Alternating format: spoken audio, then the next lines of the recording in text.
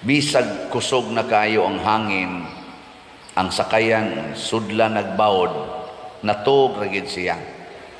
Pero ang mga tinun-an niya nga kuyog niya dito sa sakayan, 40 na taong maratula. Siyagit na sila sa kahadlok. O ila na ganing giingnan si Jesus, Ginoo, luwasa kami. Nag-ungaw na kita sa kamatayon. Yang tubag ni Jesus, nga nung nahadlok man mo, kagamay sa inyong pagtuo. Natin ang mutanan ako, padiron saon magyud pagbuntog ang yawa, nako ay padalas kahadlok. Sa di man ginakalikayan padiron, mahadlok man kita, nako dawata nga mamatay ra ka, huwag tan gina imong kahadlok. Niling nga imong tupado, ing na kadawat na ka, nga mamatay ra gyud ka. Nakadawat na ka. Mao man ginay kamatuoran, mamatay raman kita. Unya kun mudawat ta ana, unsa may sunod?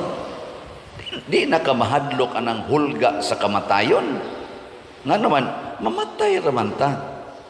Nya nga atong kamatayon bisag unsa raman ay agian ana, naay mamatay nga naghigda ra, nasay mamatay nga naglakaw, na mamatay nga nagsakay, na asay mamatay nga naglupad, na ay namatay nga naglangoy, di ba?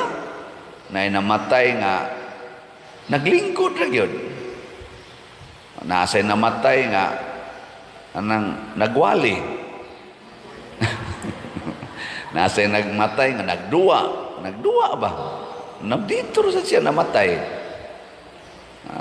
Gahapon bitaw ang atong lektor diha hapit sa mamatay, amot buhi pa baturon naglektor, hapit mamatay ni kalit nag-collapse diha. Anang inana ba mamatay ra gid ta, nasay namatay nga busog, nasay namatay nga way kaon, nasay namatay nga hubog, nasay namatay nga wa kainom. Bisag kung saan na to, nasay namatay nga, nag-exercise, kay pahilti ko no, pahilti, magbisiklita, kay magpahilti. Dito rin siya namatay sa iyang pahilti. Mamatay ra gid ta.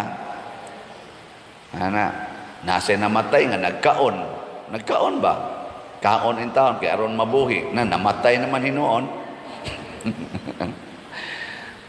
Muna, kung mudawatas kamatuuran, sa atong kinabuhi, lisod kay taratulon.